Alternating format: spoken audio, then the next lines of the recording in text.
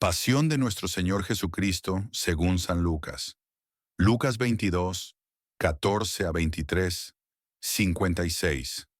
Llegada la hora de cenar, se sentó Jesús con sus discípulos y les dijo: Cuánto he deseado celebrar esta Pascua con ustedes antes de padecer, porque yo les aseguro que ya no la volveré a celebrar hasta que tenga cabal cumplimiento en el reino de Dios. Luego tomó en sus manos una copa de vino, pronunció la acción de gracias y dijo: Tomen esto y repártanlo entre ustedes, porque les aseguro que ya no volveré a beber del fruto de la vid hasta que venga el reino de Dios. Tomando después un pan, pronunció la acción de gracias, lo partió y se lo dio, diciendo: Esto es mi cuerpo, que se entrega por ustedes. Hagan esto en memoria mía. Después de cenar hizo lo mismo con una copa de vino, diciendo: Esta copa es la nueva alianza, sellada con mi sangre, que se derrama por ustedes. Pero miren, la mano del que me va a entregar está conmigo en la mesa, porque el Hijo del Hombre va a morir, según lo decretado, pero ay de aquel hombre por quien será entregado. Ellos empezaron a preguntarse unos a otros quién de ellos podía ser el que lo iba a traicionar. Después los discípulos se pusieron a discutir sobre cuál de ellos debería ser considerado como el más importante. Jesús les dijo: Los reyes de los paganos los dominan, y los que ejercen la autoridad se hacen llamar bienhechores. Pero ustedes no hagan eso, sino todo lo contrario. Que el mayor entre ustedes actúe como si fuera el menor, y el que gobierna como si fuera un servidor. Porque ¿quién vale más, el que está a la mesa o el que sirve? ¿Verdad que es el que está a la mesa? Pues yo estoy en medio de ustedes como el que sirve. Ustedes han perseverado conmigo en mis pruebas, y yo les voy a dar el reino, como mi Padre me lo dio a mí, para que coman y beban a mi mesa en el reino, y se siente cada uno en un trono, para juzgar a las 12 tribus de Israel. Luego añadió: Simón, Simón, mira que Satanás ha pedido permiso para zarandearlos como trigo, pero yo he orado por ti, para que tu fe no desfallezca, y tú, una vez convertido, confirma a tus hermanos. Él le contestó: Señor, estoy dispuesto a ir contigo incluso a la cárcel y a la muerte. Jesús le replicó: Te digo, Pedro, que hoy, antes de que cante el gallo, habrás negado 3 veces que me conoces. Después les dijo a todos ellos: Cuando los envié sin provisiones, sin dinero ni sandalias, ¿acaso les faltó algo? Ellos contestaron: Nada. Él añadió: Ahora en cambio, el que tenga dinero o provisiones, que los tome, y el que no tenga espada, que venda su manto y compre una. Les aseguro que conviene que se cumpla esto que está escrito de mí. Fue contado entre los malhechores, porque se acerca el cumplimiento de todo lo que se refiere a mí. Ellos le dijeron: Señor, aquí hay 2 espadas. Él les contestó: Basta ya. Salió Jesús como de costumbre al monte de los olivos, y lo acompañaron los discípulos. Al llegar a ese sitio, les dijo: Oren, para no caer en la tentación. Luego se alejó de ellos a la distancia de un tiro de piedra, y se puso a orar de rodillas diciendo: Padre, si quieres, aparta de mí esta amarga prueba, pero que no se haga mi voluntad, sino la tuya. Se le apareció entonces un ángel para confortarlo.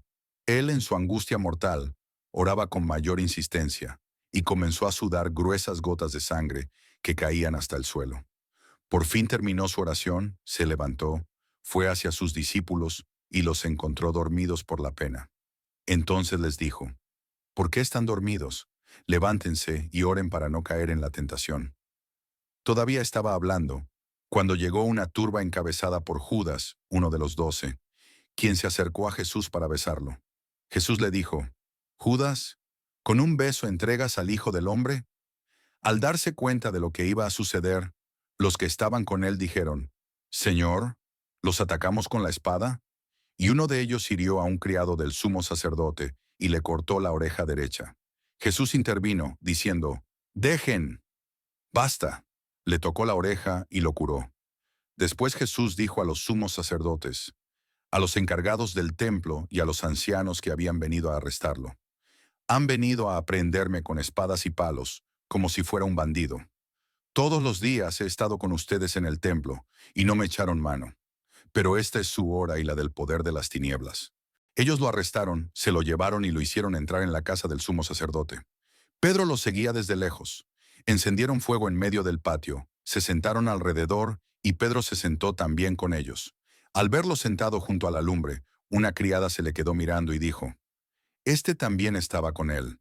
Pero él lo negó diciendo, «No lo conozco, mujer». Poco después lo vio otro y le dijo, «Tú también eres uno de ellos». Pedro replicó, «Hombre, no lo soy». Y como después de una hora, otro insistió, «Sin duda que este también estaba con él, porque es Galileo». Pedro contestó, «Hombre, no sé de qué hablas». Todavía estaba hablando cuando cantó un gallo. El Señor, volviéndose, miró a Pedro. Pedro se acordó entonces de las palabras que el Señor le había dicho. «Antes de que cante el gallo, me negarás 3 veces». Y saliendo de allí se soltó a llorar amargamente. Los hombres que sujetaban a Jesús se burlaban de él, le daban golpes, le tapaban la cara y le preguntaban, «¿Adivina quién te ha pegado?», y proferían contra él muchos insultos. Al amanecer se reunió el consejo de los ancianos con los sumos sacerdotes y los escribas. Hicieron comparecer a Jesús ante el Sanedrín y le dijeron, «Si tú eres el Mesías, dínoslo». Él les contestó, «Si se lo digo, no lo van a creer, y si les pregunto, no me van a responder. Pero ya desde ahora el Hijo del Hombre está sentado a la derecha de Dios Todopoderoso». Dijeron todos, «Entonces, ¿tú eres el Hijo de Dios?». Él les contestó, «Ustedes mismos lo han dicho, sí lo soy». Entonces ellos dijeron, «¿Qué necesidad tenemos ya de testigos? Nosotros mismos lo hemos oído de su boca». El consejo de los ancianos, con los sumos sacerdotes y los escribas, se levantaron y llevaron a Jesús ante Pilato. Entonces comenzaron a acusarlo diciendo, «Hemos comprobado que éste anda amotinando a nuestra nación y oponiéndose a que se pague tributo al César y diciendo que él es el Mesías Rey».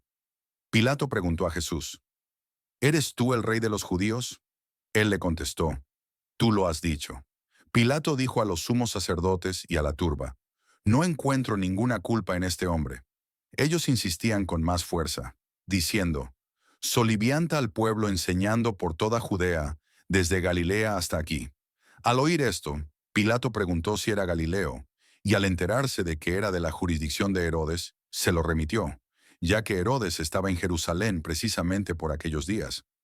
Herodes, al ver a Jesús, se puso muy contento, porque hacía mucho tiempo que quería verlo, pues había oído hablar mucho de él y esperaba presenciar algún milagro suyo. Le hizo muchas preguntas, pero él no le contestó ni una palabra. Estaban ahí los sumos sacerdotes y los escribas, acusándolo sin cesar. Entonces Herodes, con su escolta, lo trató con desprecio y se burló de él, y le mandó poner una vestidura blanca. Después se lo remitió a Pilato.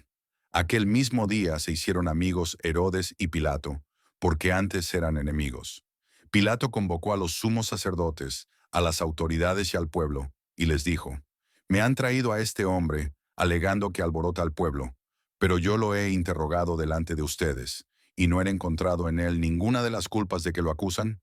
Tampoco Herodes, porque me lo ha enviado de nuevo. Ya ven que ningún delito digno de muerte se ha probado.